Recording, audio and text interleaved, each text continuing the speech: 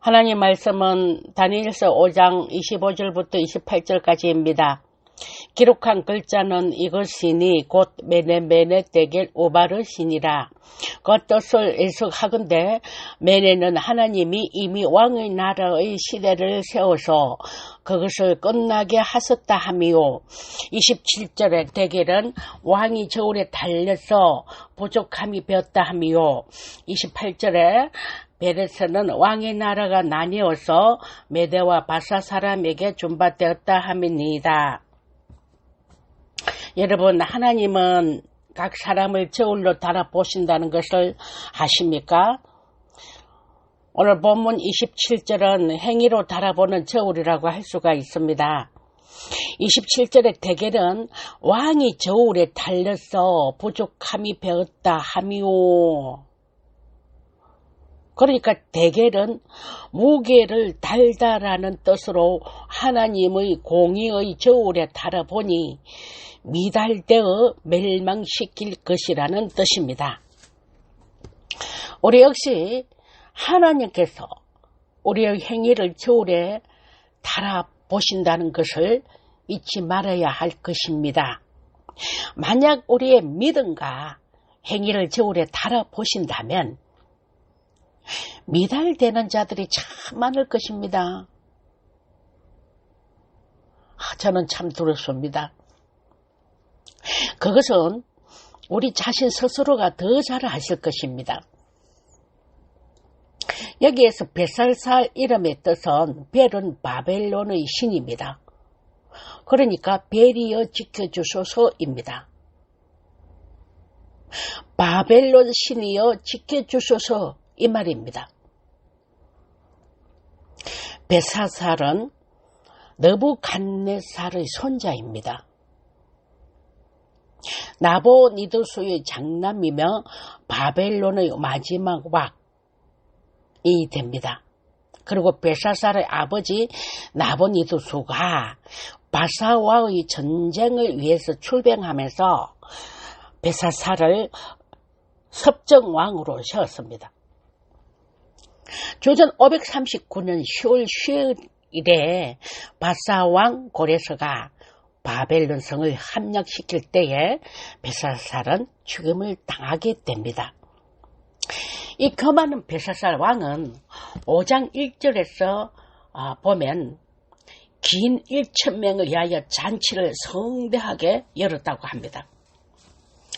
그 1,000명이란 그 많은 사람 앞에서 술을 마실 때에 느부갓네살이 예루살렘 성전에서 가져온 하나님을 섬기는 데 사용하는 그 성전 기물로 무리들과 함께 술을 마시면서 사람의 손으로 만든 말 못하고 보지 못하는 우상들을 찬양할 때에 그때 5절에 보면 갑자기 사람의 손가락에 나타나서 왕궁 촛대 맞은 펜백에 이 글자를 써는 손가락을 보고 이에 잔치를 즐기던 그 벳살살 왕이 얼굴빛이 변하고 온몸이 떨리고 놀래가지고요. 술객과 갈대와 술사와 점장들을 불러오게 됩니다. 그리고 바벨론 박사들에게 누구든지 이 글자를 읽고 해석을 하면 자주 옷을 입히고 나라와 세체 치리자를 상겠다고 이렇게 했습니다. 그런데 아무도 그 글자를 읽지도 못하고 해석도 못했습니다. 그러니까 이 벳살살 왕은 두려워서 떨고 있을 때에 다니엘을 이제 불러서 해석을 하게 됩니다. 첫째는 메네메네입니다. 메네메네는 아람 방언을 히브리 문자로 쓴 것입니다. 메네는 세다라는 뜻으로 끝났다는 것을 말합니다. 그러니까 하나님께서 왕의 나라의 시대를 계수해서 끝마쳤다는 것입니다. 이 17절에 보면 벳살살은 다니엘에게 자주 옷을 입히고 나라 세체 치료자를 주겠다. 그리고 그러면서 이것은 무엇을 상징하느냐면 부귀와 영화를 상징합니다. 이 벳살살 왕은 다 다니엘에게 이런 이제 제의를 하고 있죠. 이것은 물질로 사람을 얼마든지 조종할 수 있다는 것과 물질로 나라를 다스릴 수 있다는 물질 만능주의라는 것을 알 수가 있습니다. 요즘 이 시대에도 믿는 자나 믿지 않는 자나 이 물질 만능주의가 최고라고 생각하고 살아가는 사람들이 거의 대부분입니다. 그러나 다니엘은 그 벨사살 왕의 그 제안을 거절을 합니다. 그리고 다니엘은 벨사살 왕에게 계시를 풀어주는 이유는 모든 것이 하나님께 달리 있고 또 하나님이 그 글의 의미를 알게 하신 이상 왕에게 전해줄 의미가 있다고 여기기 때문에 다니엘은 벨사살 그 왕이 원하는 이 글을 이렇게 이제 풀어주게 됩니다. 그런데 다니엘은 먼저 느부갓네살이 겪었던 사건을 먼저 설명을 합니다. 느부갓네살은 엄청난 권세가 있었죠. 세상 백성들이 그 앞에서 떨었고요. 사람을 마음대로 죽이고 살리는 권세도 있었습니다. 그리고 높이고 낮추기도 하는 권세가 있었다고 말하면서 느부갓네살이 가진 그 막강한 권세가 우상이나 다른 것으로부터 나온 것이 아니라 이 벨사살 왕이 인정하지 않던 이 느부갓네살 왕이 받은 나라와 권세와 영광과 위엄이 지극히 높으신 하나님이 주신 것임을 깨달아야 하는데 그것을 깨닫지 못하고 20절에 보면 벨사살 왕이 마음이 교만했기 때문에 모든 영광을 뺏겠다고 다니엘은 말합니다. 이 교만은요, 자신을 높이고 완강해지는 것을 말합니다. 그러므로 결국 자기 마음대로 행하게 되고요. 22절에서 다니엘은 느부갓네살을 징계하신 하나님의 그 이유를 다시 한 번 더 언급하면서 21절에 모든 사람 가운데 가장 높은 사람이라고 추앙받던 느부갓네살은 사람들에게 쫓겨나서 인간 축에도 들지 못하는 짐승처럼 살았다고 말하고 있습니다. 여러분, 이 교만이 얼마나 무서운지 모릅니다. 교만은 패망의 선봉이라고 했지 않습니까? 교만한 자를 하나님께서 대적한다 그랬어요. 그리고 겸손한 자에게 하나님은 은혜를 더 하신다고 그랬어요. 여기 있는 자 여러분들은 교만은 패망의 선봉이라 생각하고 늘 우리 자신을 쳐서 겸손한 자들이 다 되시기를 축원합니다. 여기서 다니엘은 또 뭐라고 말하느냐고 하면 느부갓네살이 교만하여서 거만하게 행함으로 하나님이 그를 왕위에서 물러나게 하고 그의 영광을 빼앗았다고 말하고 있습니다. 그러면서 느부갓네살은 4장 이렇게 33절을 보면 다니엘의 사람에게 쫓겨나서 소처럼 풀을 먹고요. 그의 몸은 하늘의 이슬에 젖었다고 했습니다. 그리고 머리털이 독수리 털과 같았고 손톱은 새 발톱과 같았다고 하고 있습니다. 이것은 정신이 완전히 나간 미친 사람이라고 할 수가 있습니다. 그리고 그 7년이란 환란의 기간을 다 다 채우고 난 후에 하나님의 은혜를 깨달은 후에야 느부갓네살은 온전히 제정신이 들어오므로 결국 그는 가장 높으신 하나님이 인간 나라를 다스리시며 누구에게든지 자기가 원하는 자에게 나라를 준다는 사실을 인정하게 되었습니다.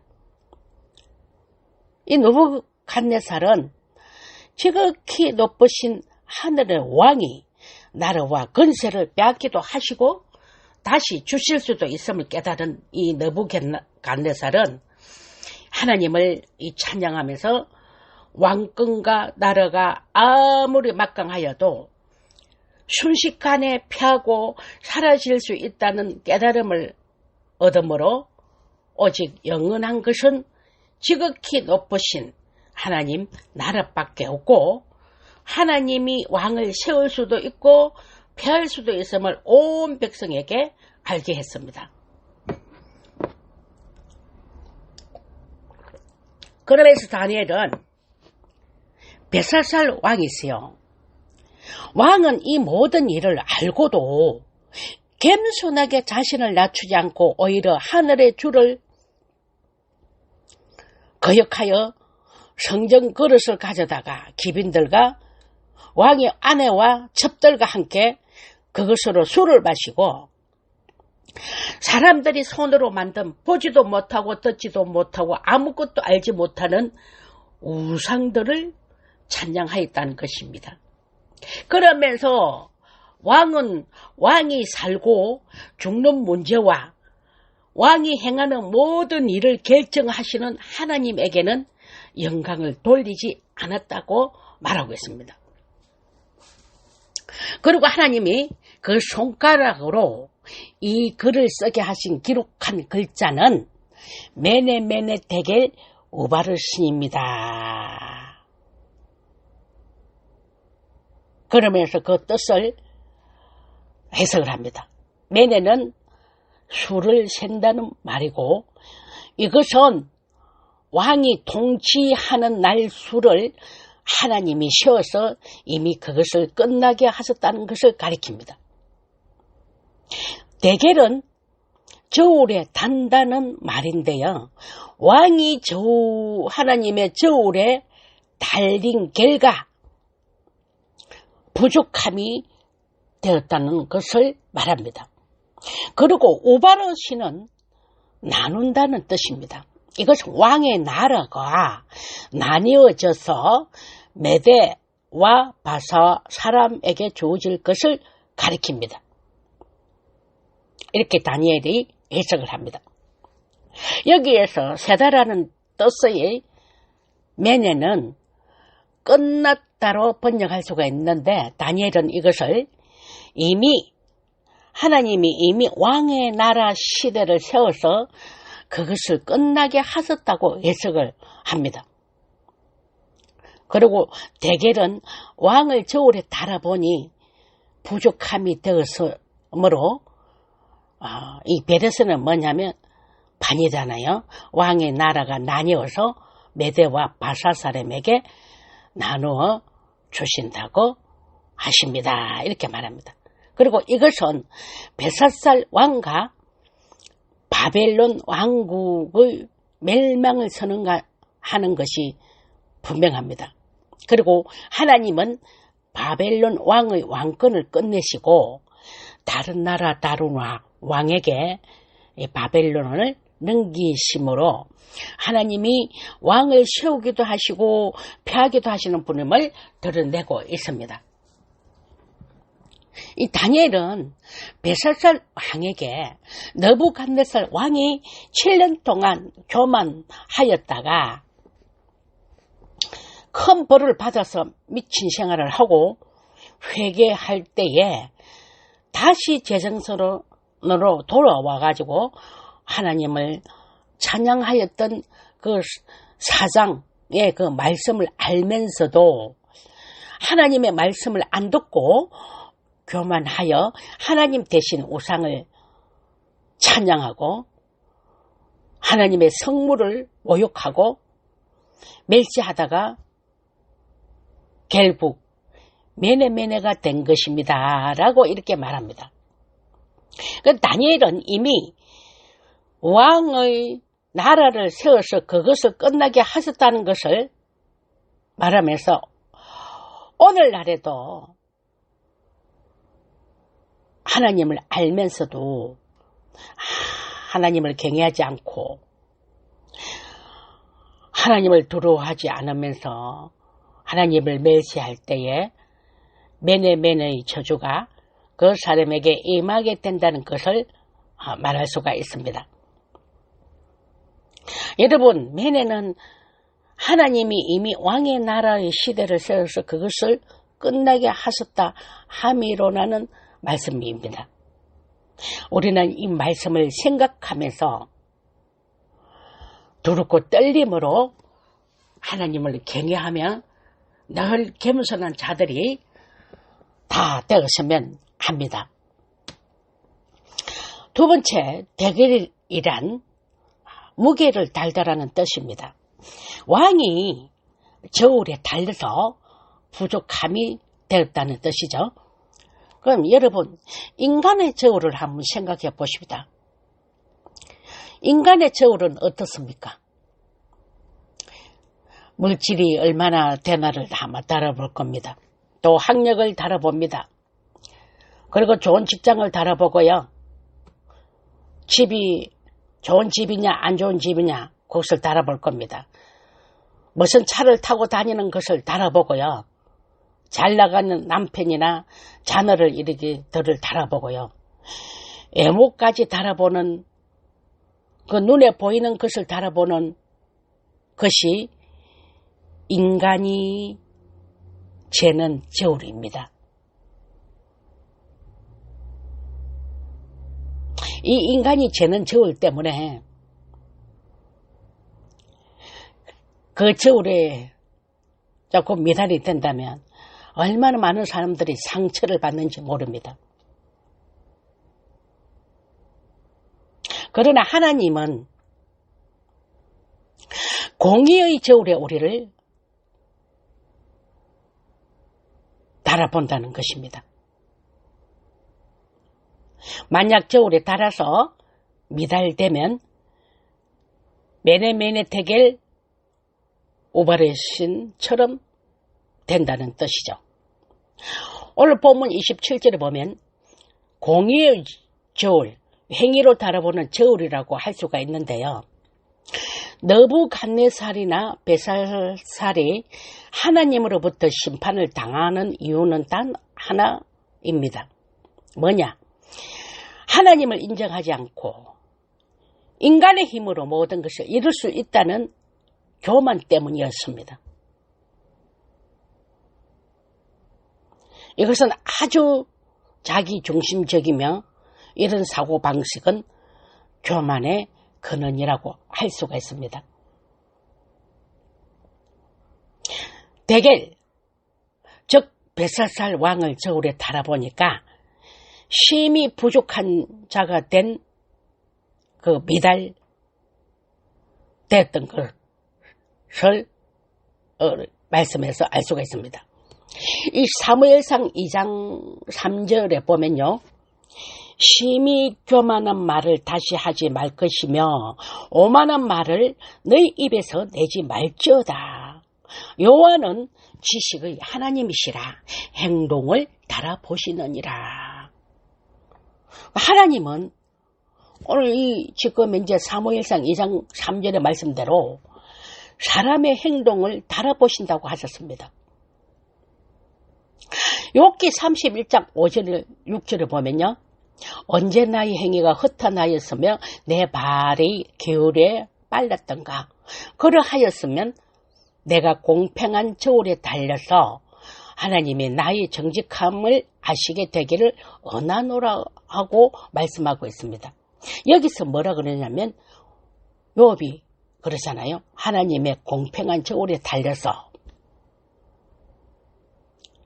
그러면 하나님의 저울은 공평하게 모든 사람을 달아보시고 그 대가를 지불하신다는 것입니다. 그러므로 우리 역시 우리 스스로가 나의 믿음과 영혼의 상태를 하나님의 저울에 달려진다면 어떻게 될까 하는 그런 생각을 해보는 것도 좋지 않을까 생각해 봅니다.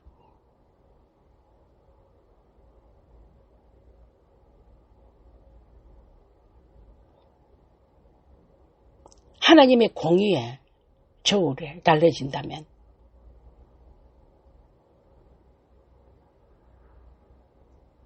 나는 어떻게 될까? 만약 생각하기에 좀 부족하다, 미달이 되겠다고 느껴지면 회개하고 고쳐나가면 되지 않겠습니까? 시편 62편 9절에 보면 진실로 전한다도 헛되고 높은 자도 거짓되니 저울에 달면 덜로 익힘보다 갱하리로다 라고 말씀하고 있습니다. 오늘 예수님께서 또 이게 부자 청년을 이렇게 저울에 달아보았습니다. 이 부자 청년은 어려서부터 잘 믿었다고 말하지만은 예수님의 저울에 달아보니까 부족한 것이 있어서 예수님께서 부자 청년에게 뭐라고 그러냐면 너 있는 것을 다 팔아서 가난한 사람에게 나누어주고 나를 따르려고 할 때에 이 청년은 근심하여 떠나므로 예수님의 저울에 미달이 되었습니다. 오늘날도 교회에 다니는 사람들이 스스로 잘했다고 생각을 이렇게 하지만은 하나님의 저울에 달려지면 입김보다 가벼우니 우리는 회개하고 말씀에 항상 순종하는 자들이 되어야 할 것입니다. 여러분, 나라에 중요한 장관직이나 중요한 직책을 맡길 때에도 먼저 청문회라는 저울에 달아봅니다.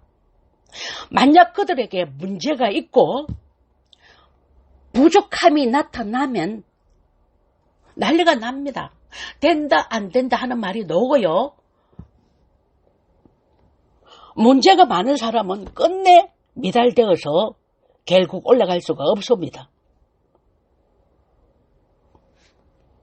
우리 역시 저울에 달려질 때에 어떤 결과가 나올까를 한번 생각해 보면서 살아야 되지 않나 그런 생각을 한번 해봅니다. 세 번째는 우바르시는 나누어진다는 것을 말합니다. 이 벳사살 왕이 저울에 달아보니까 부족함으로 하나님이 그의 나라를 빼앗아서 메대와 바사에게 왕의 나라를 나누어 준다는 것을 말합니다.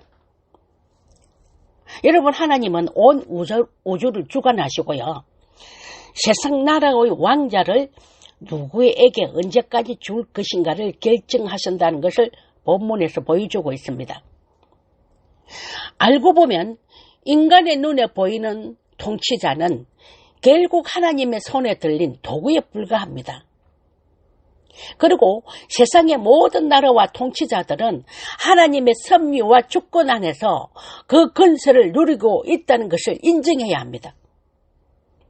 모든 흥망성쇠는 하나님의 주권과 하나님의 손에 달린 것입니다.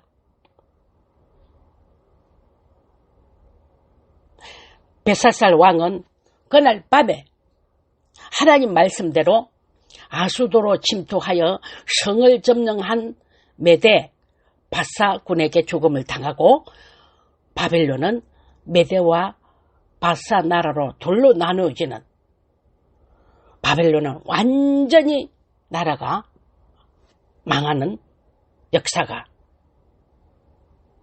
되었습니다. 하나님의 이러한 판결이 있다 하여도 우리가 즉시 깨닫고 회개하고 눈물과 금식으로 기도하면 하나님은 판결을 보루하시기도 합니다. 하지만 역사 속의 계시를 무시한 벳사살은 회개의 기회도 없이 멸망을 당했습니다. 이 벳사살의 죄는 단지 교만에 머물지 않고 신성 모독의 죄까지 나아갔습니다. 이 벳사살은 거룩한 성소에서 사용해야 할 그릇을 술을 마시고 우상을 찬양하는데 사용하는 죄를 범했습니다. 그것은 죽음으로 그 대가를 치러야 하는 죄를 범한 것입니다. 이 벳사살 왕은 신성 모독으로 인해서 회개할 기회를 얻지 못하고 멸망당하는 사람들의 본보기가 되었다는 것입니다. 이 벳사살 왕을 보면서 우리는 항상 나 스스로를 하나님의 저울로 달아보시기를 바랍니다. 하나님의 저울인 공의의 저울, 말씀의 저울과 하나님이 주신 양심의 저울, 믿음의 저울로 나를 달아보고 부족하다고 생각이 되면 회개하고 철저히 순종하며 살아가시기를 축원합니다. 우리는 늘 우리를 세워보시고 달아보시는 하나님을 이 기억함으로 살아야 합니다. 이런 경고를 받았음에도 벳사살 왕은 회개하지 않았으므로 그날 밤에 죽음을 당했지 않습니까? 여러분, 하나님의 심판은 갑작스럽게 찾아오지 않습니다. 먼저 경고하십니다. 성경에서도 끝없이 경고하시는데 이스라엘 백성들이 죄를 지을 때도 선지자를 통해서 먼저 이렇게 경고하시잖아요. 그래도 말을 안 들으면 심판을 하시는 것을 볼 수가 있습니다. 본문에도 대조적인 두 사람이 등장을 하죠. 하나님을 무시하고 교만하게 살아 하나님의 심판 앞에 서는 벳사살 왕과 하나님을 경외하며 하나님의 뜻을 이루며 사는 다니엘입니다.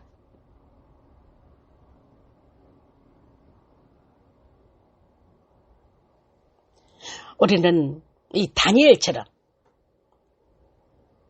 하나님을 뜻을 이루어드리며 지혜롭게 사는 성도들이 다 되셔야 될 줄 믿습니다.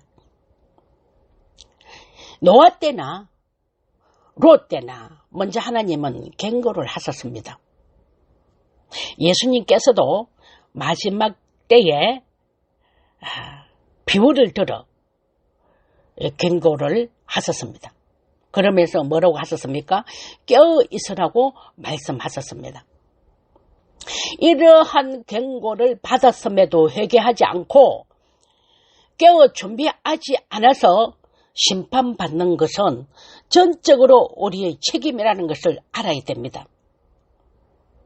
하나님이 우리의 인생과 교회를 매네매네 하셔서 세워서 끝장을 낼 때에도 그리고 대길 즉 저울로 달아보셔도 미달되지 않도록 깨어 기도하며 준비하는 저와 여러분들이 다 되시기를 축원합니다. 결론을 맺겠습니다. 지금도 하나님은 온 세상을 통치하고 계십니다. 이 세상 모든 민족의 흥망성쇠가 하나님의 손안에 있습니다. 또한 모든 개인의 삶도 저와 여러분의 삶도 하나님 손안에 있습니다. 이 사실을 기억하고 하나님의 통치 안에서 그분의 뜻을 따라 사는 것은 당연한 것 아닙니까? 그리고 우리 역시 늘 하나님의 저울에 달릴 것을 늘 준비해야 합니다. 사무엘상 2장에 여호와는 죽이기도 하시고 살리기도 하시며 엄부에 내리기도 하시며 올리기도 하시는도다. 여호와는 가난하게도 하시고 부하게도 하시며 낮추기도 하시고 높이시기도 하시는도다. 그러므로 모든 흥망성쇠는 하나님의 주권과 하나님의 손에 달려 있다는 것입니다. 우리 역시 하나님의 저울에 달려질 때에 한 사람도 미달되는 사람이 없는 그런 저와 여러분들이 다 되시기를 주 예수 그리스도 이름으로 축원합니다. 아멘.